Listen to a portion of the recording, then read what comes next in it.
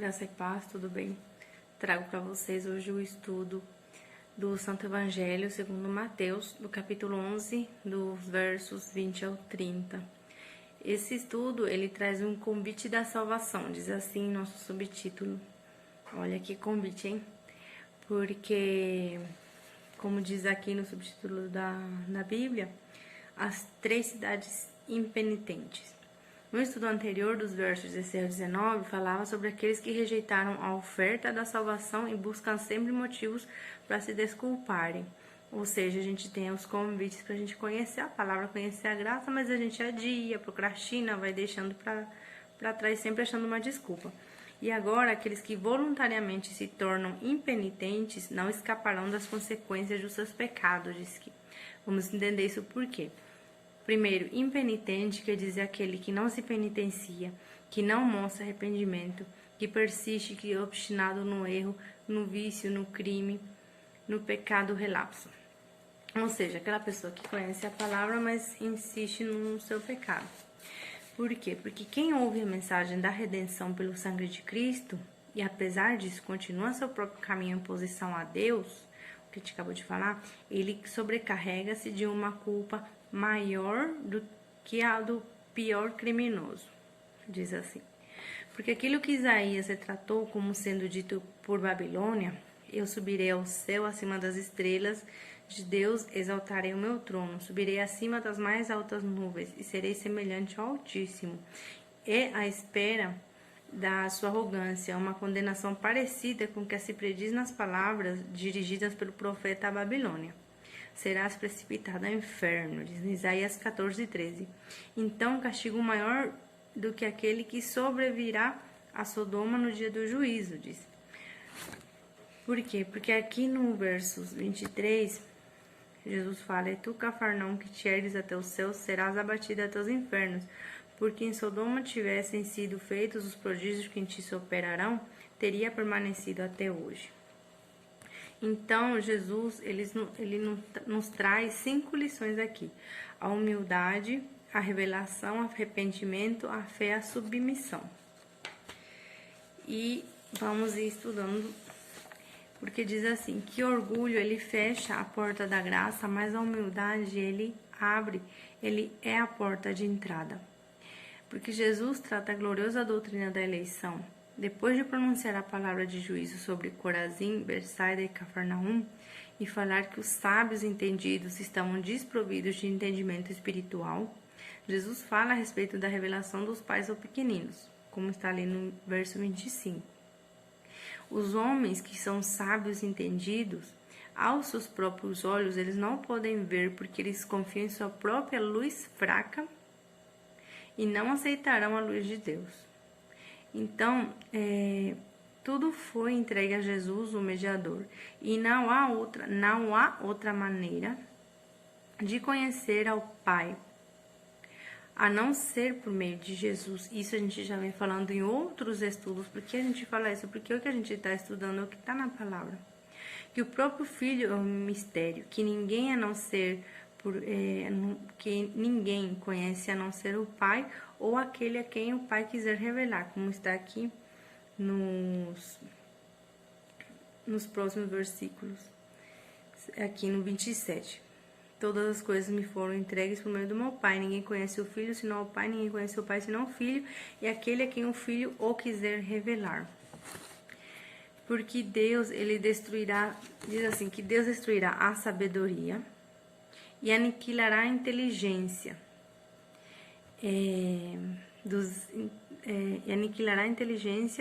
entendidos. Isso está em 1 Coríntios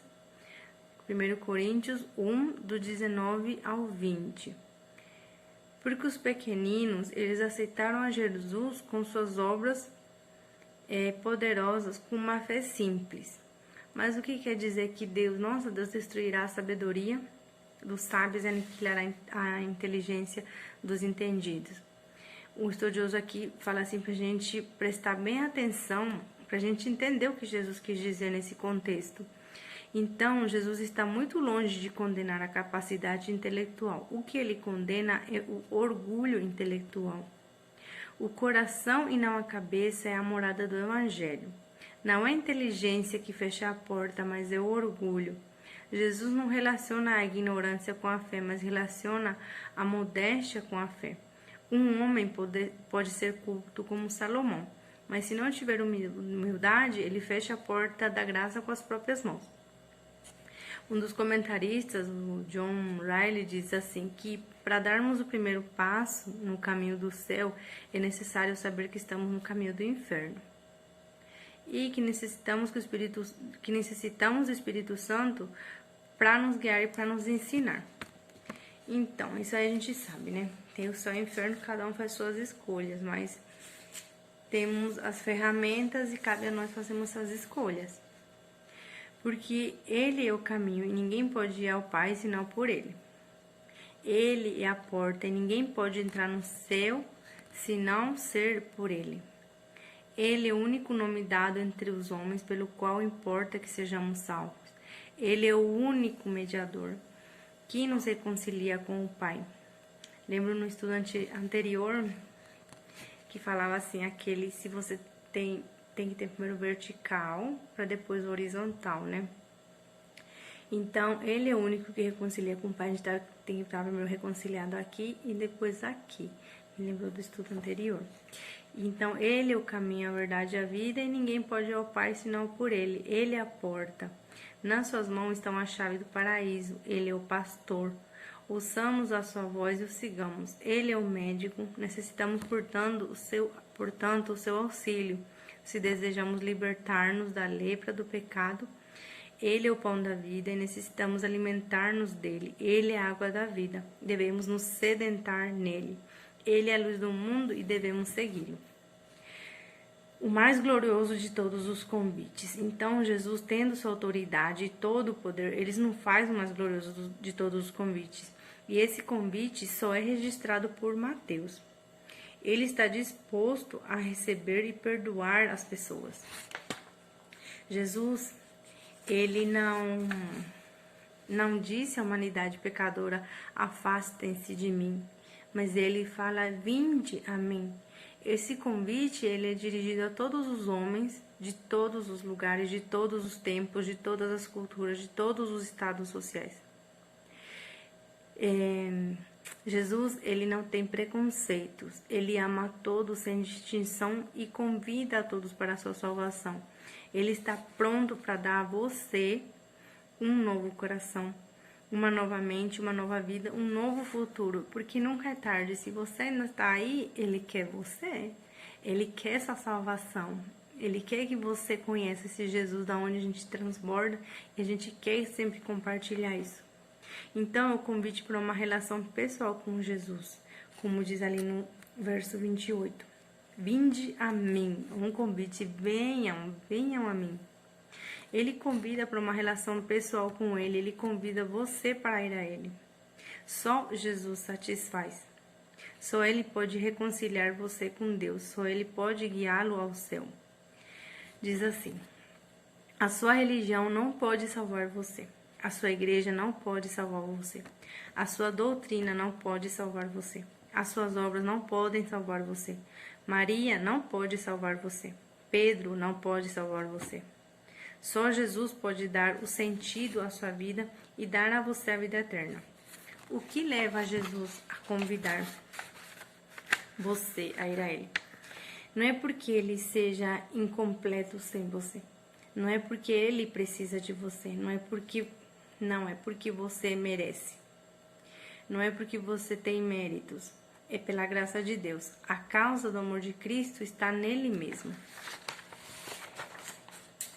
Então, diz o John Charlie também aqui, faz um outro comentário, que quando ele diz assim, que Jesus, ele não se dirige àqueles que sentem justos e dignos em si mesmo, mas a todos os que sentem um peso no coração e desejam tornar-se livres da carga do pecado. Então, o convite de Jesus é dirigido aos que se sentem cansados, tristes, sem amparo. Jesus chama assim aqueles que desejam libertar-se do profundo desânimo de que se acham possuídos, provocado, quer pelo pecado ou pelo infortúnio, quer pelo remorso.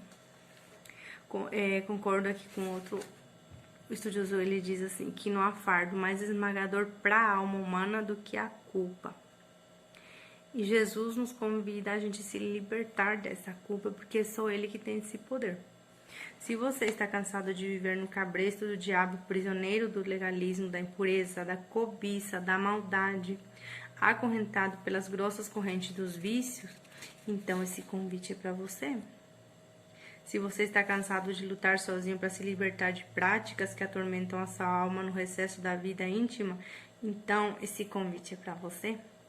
Jesus oferece a você um descanso, aquele famoso descanse no Pai, como isso é prazeroso.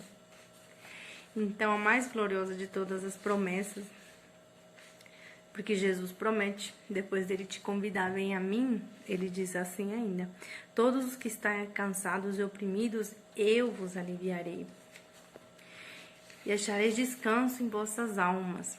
O descanso para a alma não está na religião, não está na igreja, não está no credo, não está nas obras, não está na preces, não está no yoga, não está na meditação transcendental, não está na penitência, não está na psicologia de autoajuda, mas está em Jesus, porque só Ele pode aliviar a nossa bagagem, só Ele pode nos dar alívio, só Jesus pode nos dar o verdadeiro descanso para a alma. Vivemos em um mundo que busca prazer, um mundo que corre atrás de satisfação e felicidade. Mas aonde a gente tem buscado isso? Vamos parar e pensar onde você tem buscado isso. E isso está te fazendo bem? Você se sente preenchido? Então, a satisfação da alma não está no dinheiro, na riqueza material, porque ele não preenche esse vazio da alma. Essa satisfação só pode ser encontrada em Jesus. Jesus, ele oferece um descanso para a alma,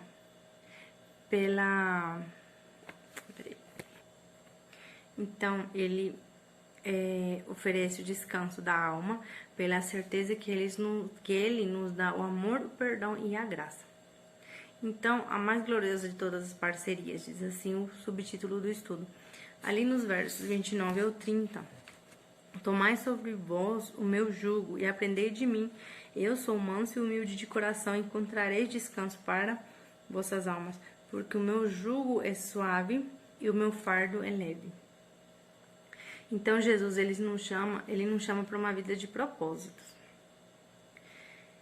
O jugo também, ele sugere alívio considerável no trabalho, porque o jugo de Jesus é igual a uma forma. Ela facilita o trabalho, uma vez que ele mesmo nos capacita a fazer a sua obra. O Espírito Santo nos assiste em nossas fraquezas. Porque a gente tá assim, quer descansar no Senhor, que faz as coisas para agradar, mas tudo é no tempo dele, não adianta se apressar. Eu vou hoje ler a Bíblia, vou começar a estudar, amanhã já. É tudo no tempo de Deus. Ele também nos guia, como fala, ele nos molda e vai nos encaixando. Às vezes a gente fica preocupado, qual é o meu propósito? O propósito é obedecer. Você obedecendo, a coisa acontece. Ele te encaixa e aí vai. Então, o jugo também remete à submissão. Diz assim, o homem sempre será escravo. Ou você está debaixo do jugo de Cristo, ou está debaixo do jugo do pecado. O jugo do pecado, ele escraviza. O jugo de Cristo, ele libera. O jugo do pecado mata. O jugo de Cristo dá vida. Jesus, ele nos chama não apenas para uma salvação, mas também para um discipulado. Ele nos chama não para aprendermos regras, mas para aprendermos dele seus mandamentos. Não são como regras opressoras do legalismo. Os seus mandamentos, eles são deleitosos. Os caminhos são retos. Sua palavra é melhor do que ouro e mais deliciosa do que o mel, diz. Aprendei de mim é a instrução que ele dá. E ele, ser aluno de Jesus, diz assim, porque Jesus é um professor. Ele é um professor gentil, inclinado à mansidão e à humildade. Ele nunca se impacienta com os que são lentos para aprender e jamais é intolerante com os que tropeçam. Que nem eu falo, a gente tropeça, às vezes a gente é lento, mas é no tempo de Deus. Ele tem muita paciência, está disposto a ajudar, porque é o convite que ele faz. Jesus, ele é manso e humilde, ele não oprime, ele liberta. Ele não condena, ele perdoa, ele não esmaga, ele alivia. Ele restaura o caído, levanta o abatido, põe de pé o prostrado. Ele reergueu Davi do adultério, levantou Pedro da sua negação, libertou Maria Madalena, deu salvação a Zaqueu, curou o cego de Jericó e deu um novo sentido de viver para a mulher samaritana. Então, ele pode fazer isso com você.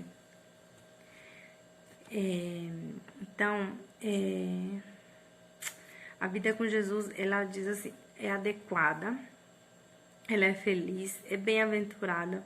Seu jugo, ele não esfola no nosso pescoço. Jesus não oprime seus filhos. O Rubem, um outro comentarista daqui do estudo, diz que o fardo de Jesus é leve porque não se trata de mera obediência a mandamentos exteriores, mas da lealdade de uma pessoa. Jesus mesmo diz, se me amares, você vai guardar os meus mandamentos. Então, o diabo, ele oprime, mas está Jesus para nos libertar. O pecado cansa, mas a graça alivia. O mundo, ele desencanta, mas Jesus salva. A vida sem Cristo é o remédio de vida, mas a vida com Ele é mais fascinante, é o mais fascinante projeto de vida. Porque Ele fala, vinde, tomai, aprendei. E eis o imperativo da graça. Ou seja, a gente vai tomar, a gente vai aprender. Esse convite é para você. E é Jesus, não sou eu, é Jesus. E vamos tomar posse dessa palavra. Porque tá na graça de Deus, faz a gente transbordar de amor. E a gente quer compartilhar com outras pessoas. E como aconteceu com nós, comigo, é no tempo de Deus, não adianta querer se precipitar. As coisas acontecem, mas em tudo vamos dar graça. Tá bom? Até a próxima. Beijo.